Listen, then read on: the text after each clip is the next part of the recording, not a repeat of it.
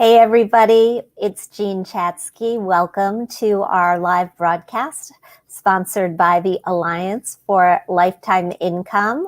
I want to say hi to everybody who's watching on Facebook as well as on LinkedIn. And I want to tell you that you are in for a treat. My guest today is Dr. Ken Dychtwald, who I am sure many of you have heard of. He is the founder of AgeWave. He has studied for years the aging of Americans and what it means in terms of lifestyle and marketing and healthcare and the workforce implications. He is just an amazing resource on all of this. And so we are really going to dig in and talk about what it means to be a part of this aging boom in America right now. Ken, thank you so much for being here. Thanks, Jean. It's always good to see you. It's really, really good to see you too. And you've got news. You've got a new book. It drops next week. Show it to us. I do, actually. It's my 17th, first one in over 10 years. Wrote this with Bob Morrison, who I know is watching, and it's called What Retirees Want, A Holistic View of Life's Third Age. Yeah, thanks for the promote. Absolutely. Let's start right there. What do retirees want? And what is a retiree these days? Well, if you look at Webster's Unabridged Dictionary and look up the word retirement, it says to disappear, to go away, to withdraw. And I'd have to say for our grandparents, I think they were happy just to have survived to the end of their working years. And so they thought of retirement as a couple of 3 years to maybe kind of have a little socialization and gather up their stories and wait for their batteries to wear out. Today, people are retiring in their mid-60s, and then they have another 20 to 25 years of life. And so what's emerging today, in a sense, is an entirely new age of life, entirely new period of life. And today, people are talking about wanting to reinvent themselves, wanting to go back to school, wanting to fall in love again if they're divorced or widowed, maybe even write their first book of poems when they're 70. And so rather than a time of disappearance and winding down, retirement is exploding into a whole new stage of life with new opportunities. It's really quite amazing. I mean, I've been watching this from a personal finance perspective for the last 25, 30 years and have really seen this change and people start to realize what is possible in this, as you call it, third age of life. How do you think the period of time that we're going through right now, the coronavirus, how has that impacted this third age and retirement? And we're starting to see people say hello. Hi, guys, and thanks for being here. And Ken will be happy to take your questions, as will I. But I'm going to hog the stage for just a few minutes. How do you think that the pandemic has impacted retirement? Yeah, I'll give you a few thoughts. First, it's been sort of like a near-death experience for the whole world. You know, everybody on the planet a few months ago heard the news of this virus, and we thought, wait, the life I've been living died. You know, a new life is emerging. And so everybody had a chance to stop and think about what really mattered, what was important. And I'm viewing that I grew up I was born in 1950. And when I was growing up, we had a bomb shelter in our home. So the word shelter has certain connotations to me. I'm choosing to view this period as a time of cocooning. You know, the idea that, go to your room and think about your life and try to figure out when this thing winds up and we can see it in the rearview mirror. How do we reemerge and even better versions of ourselves? And so it's been kind of a time to stop and think. I would tell you that for pre-retirees, it's different than for retirees. Retirees generally are feeling mostly good. There's worry about the fatality of COVID-19 because it can't strike, but that's not the average retiree. 45% of all COVID deaths have been with people in nursing facilities who are the very old, the very frail, half of whom have got Alzheimer's or related dementias. So it's not every 65 or 70-year-old that's thinking, oh my God, COVID is taking my life away. But retirees don't have to worry about getting fired or letting go of a staff or losing their business because they're past that. And also some of the safety nets of Social Security and Medicare, and some people who have pensions are working. Pre-retirees are kind of getting the wind knocked out of them. To be 55 today and to be trying to raise your kids who are now home and they're banging off the walls because they want to be out with their friends, and having a mom who needs nursing home support and not being sure if you've got enough money saved. I think the pre-retirees are getting jangled right now, but retirees are in some ways protected. They've got some safety around them, and they've also got, let's call it perspective, maybe even wisdom. The last thing I'll say is that oddly, I got interested in this field when I was 24, which seems like about like that long ago. I know. I turned 70 in this time of COVID. And I'm also thinking that for those of us, I'm still fully working, but for those of us who are older, I think we need to stand up as tall as we've ever stood and be grown-ups. If the world ever needed well-adjusted, caring, loving, empathetic grown-ups, it's now. Because our kids and the young people and people in distressed communities are really getting banged around. And Yes. so rather than checking out as a retiree, I think we more need during this time of COVID to be more present, more involved. I think you're totally right. I love this idea of using this time to reflect on, who you want to be and how to improve life. And you can do this in little ways as well as big ways. My husband and I went for a walk yesterday, and I was just noticing, like, I've not seen so many little kids in my neighborhood on their bikes in forever. Right? Like that's just nice that we've sort of discovered some of these old pleasures again. But as She Speaks commented already, it is a scary time to be a pre-retiree. I mean, you said you're 70, I'm 55. I am that pre-retiree. And this period in our markets and in our economy has thrown me like no crisis that we've ever been through before. I feel this one more than I've felt the others. So with the perspective that retirees have, how do we bring that to younger generations? What do they know that we don't? Well, I'll say a few things, and I don't mean to try to come off like Obi-Wan Kenobi here, although I did grow my beard back then. Last time I saw my beard, it was brown, so I don't know where the gray hair came from. But a few things. First of all, life is not always smooth. Somehow we bought off on the mythology that everything goes smooth, and if you envision something or you plan for it, it happens. Not so. Every other generation has been through wars and crisis and famine and pestilence and infection, and we somehow thought we were exempt because we had iPhones and it wasn't in our schedule. Life throws its curves. Yes. Second, what really matters? I mean, the truth of it is that most of us have been spending a lot of time doing things and being involved with people and technology that really don't matter. We have kind of lost our way. And so a lot of what really matters, I heard recently that you gave your husband a haircut not too long ago. You did. And then you watch the kids playing in the neighborhood, and our daughter is home visiting, and man, I just can't get enough of her. And we talk to our son every day. He's holed up on the East Coast. So I think there's a greater appreciation for what really matters in life, not just the material things or FOMO or TikTok or other things that can really occupy us. And last, I would say, we have to be responsible planners. We've been doing a lot of the live for today dance in America. And that's fine as long as everything is smooth. But taking the time to think about, who do I want to be? How would I like to live? And am I going to have enough money to go the distance? It's a wake-up call for all of us. Well, I know that according to your research, 80% of people have never figured out what the answer is to that last question. How much is retirement actually going to cost me? Why don't we do that, and how should we do that? First, let me restate it because you're spot on.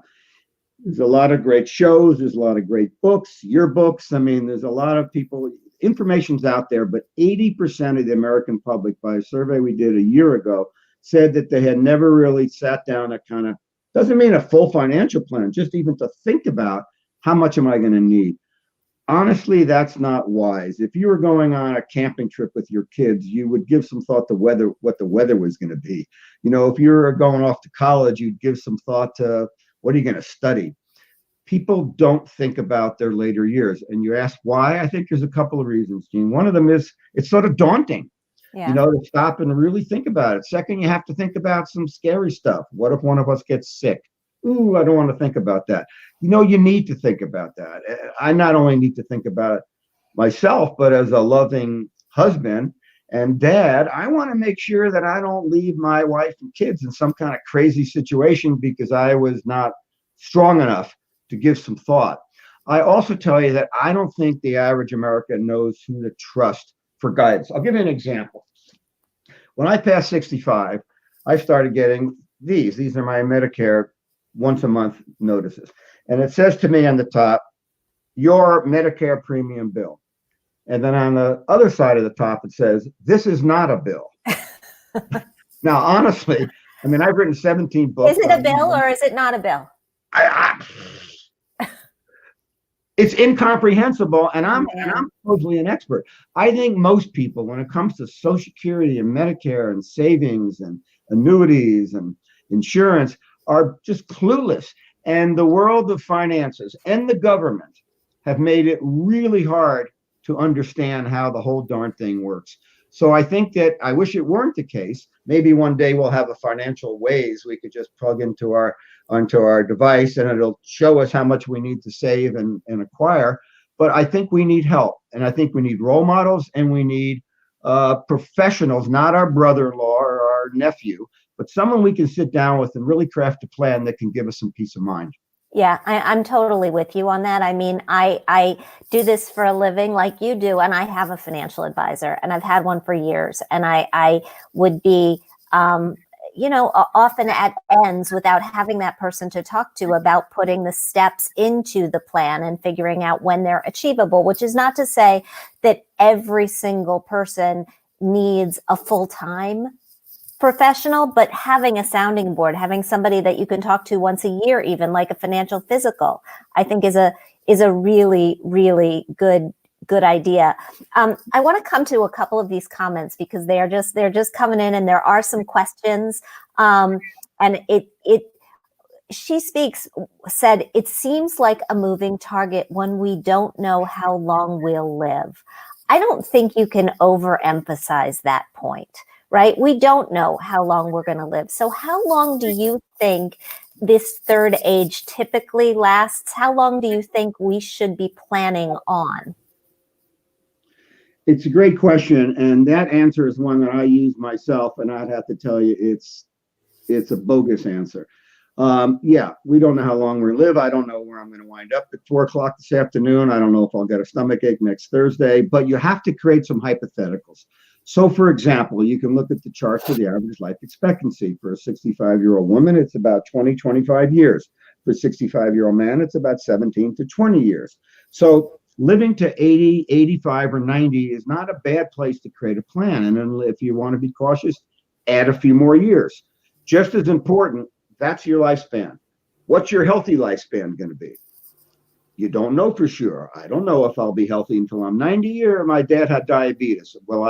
You don't know, but you can create some hypotheticals so that you have something resembling a careful and responsible plan in place. What too many people do, Gene, is they say, it's so unpredictable, I'm not going to do anything. Yeah. I would say err on the side of caution, because most people, and I've done focus groups now in 20 countries around the world, you hear the same phrase. People don't want to run out of money, and they don't want to be a burden on their family. Well, guess what? In order for you to have that way, you need to find an accountant, a financial advisor, a workshop at your workplace where you can begin to space out and speculate on how long you might live and to make sure you've got the funds to go the distance. Yeah, a couple of good points as well. Stephen pointed out a good steady exercise program, jogging, dumbbells, walking, not only saves you money, but can extend your life too. It's also a huge stress reducer. We know that. I don't think you can overemphasize the fact that, health and healthy finances are inseparable these days. And I'm sure you found that in your work. Yeah, it's even why we refer to the idea of a holistic approach. Too many people think of retirement as just about your money or where you're going to live or when you're going to take a trip with your grandchildren. It's more than that. So, for example, take a look at health. If you take care of your health, and only about half the American population exercises and eats healthy, gotten worse during COVID, by the way. If you take care of your health, you're just going to feel better. Your attitude is going to be better. Your point of view you're going to sleep better. Second, if you take care of your health, you won't have as many out-of-pocket healthcare costs, which on average add up for the average couple to $440,000 during their retirement years. You take care of your health, you can shrink that way down. Mm-hmm. Third, if you take care of your health, you'll be able to work a bit longer. You'll be able to enjoy your life and your wisdom. And fourth, you won't have as many regrets. There's a lot, I've worked in the gerontology field now for 45 years. There's a whole lot of older people who say, I wish I would have. I wish I would have cared for myself better. I wish I would have exercised more. You don't want to be that version of you commenting on your life. And now's the time, therefore, to kind of take some steps in the right direction. Yeah, absolutely. Scarlett is writing that her husband lost his job due to the pandemic, and they went from thinking that life as they know it is over to realizing that their years of saving and working with a planner actually paid off, and they've used this new way of living and working to create new solutions. That actually, first of all, congratulations on that, Scarlett, because that's just exactly what we want for you. We want you to be that resilient. Ken did a fascinating piece of research a few years ago looking at what happens to people in times of economic crisis and how resilient we actually have the ability to be. And I just found it so hopeful and so optimistic. I want you to talk about it a little bit.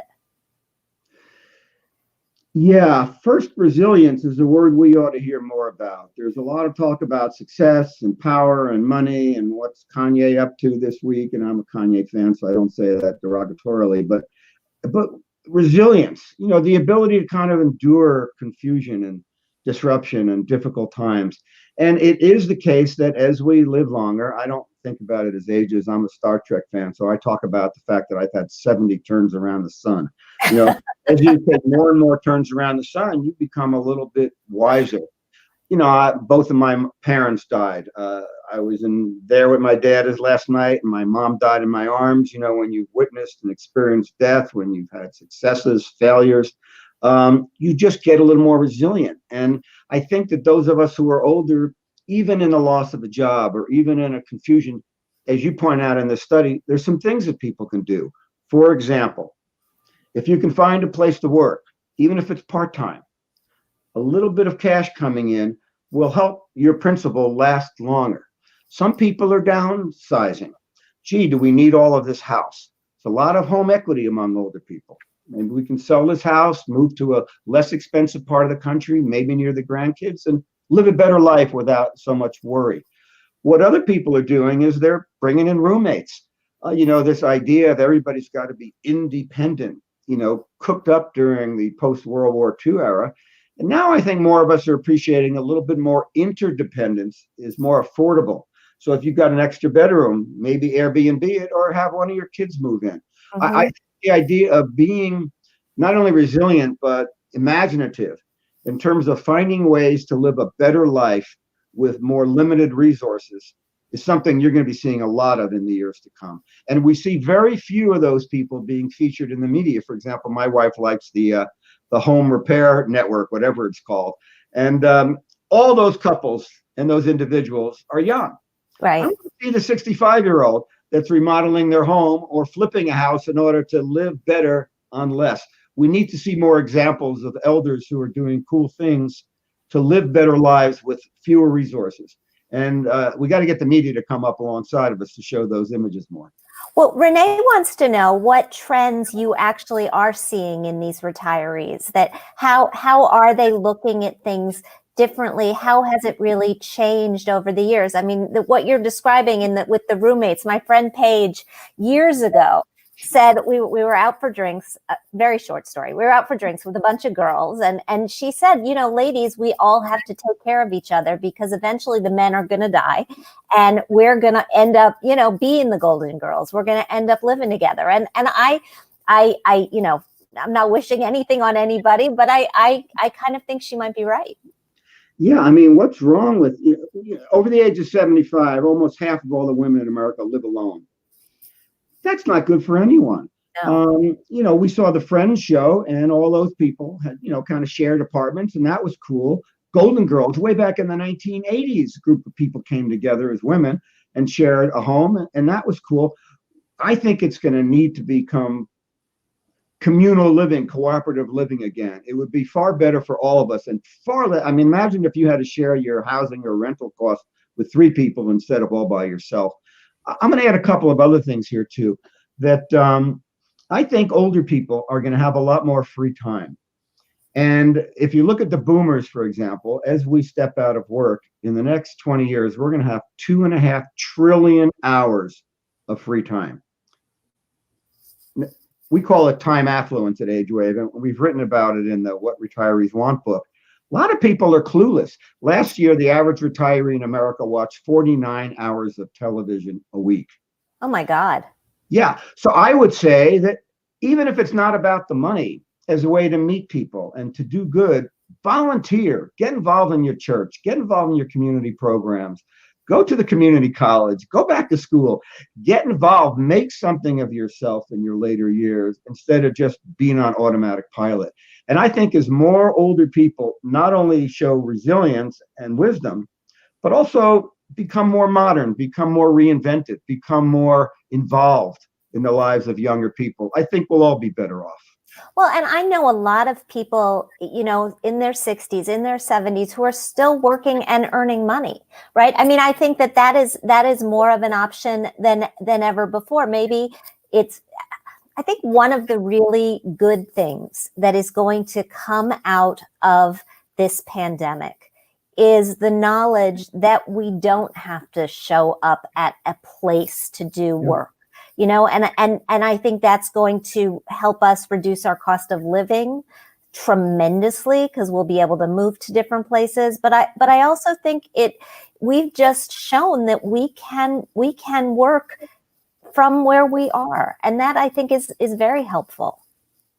Yeah, I'd say there's a good and bad to it. We did a study a couple of years ago where we asked pre-retirees, what do you think you're going to miss most when you retire? And they said the paycheck.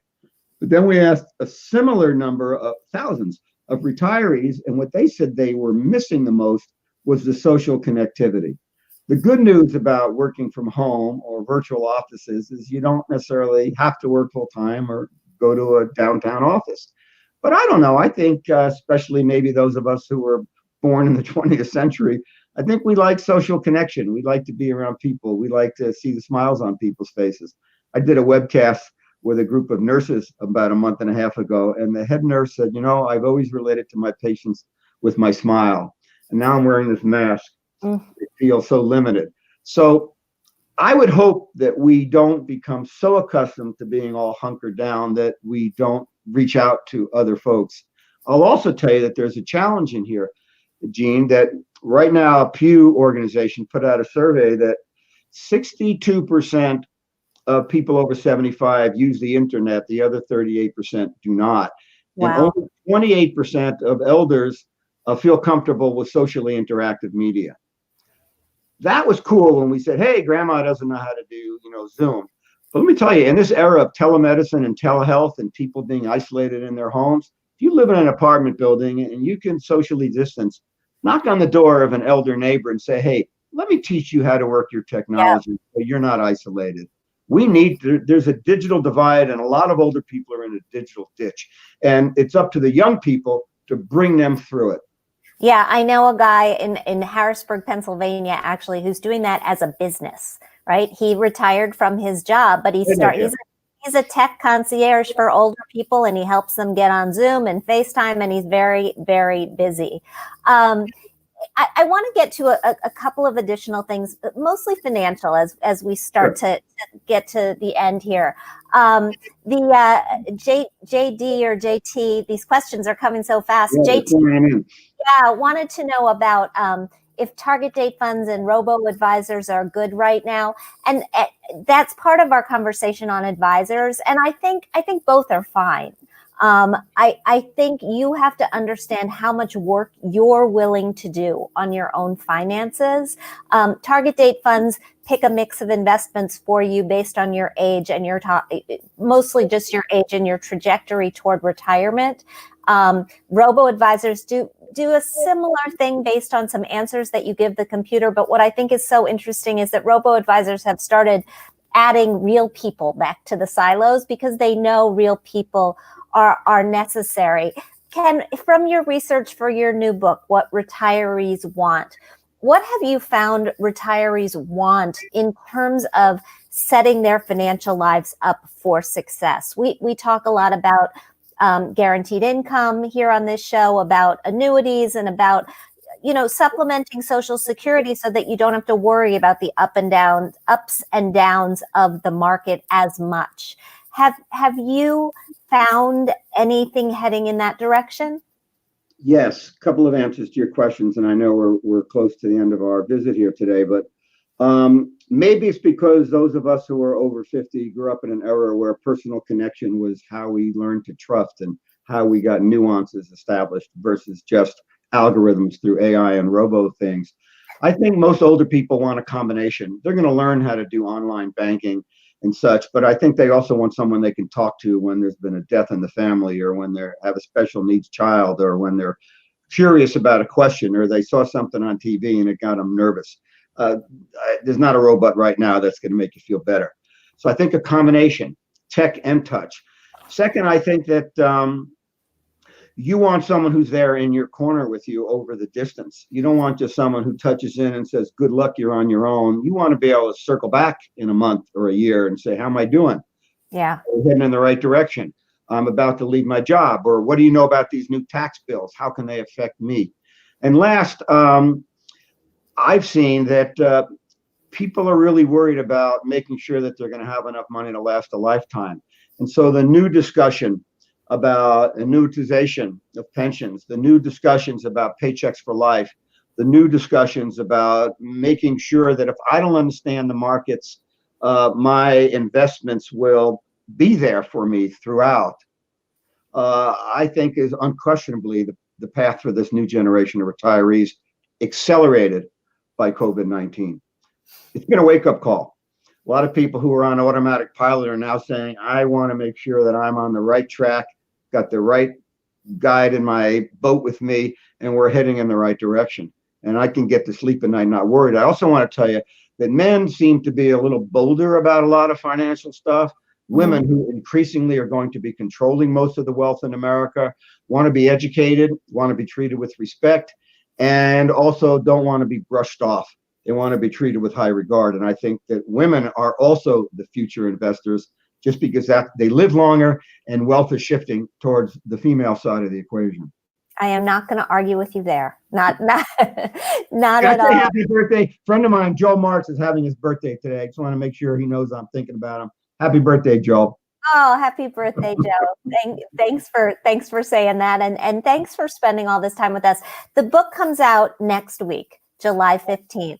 I know you are donating the money for this book. Tell everybody just a little bit about where it's going to go and why you're doing that.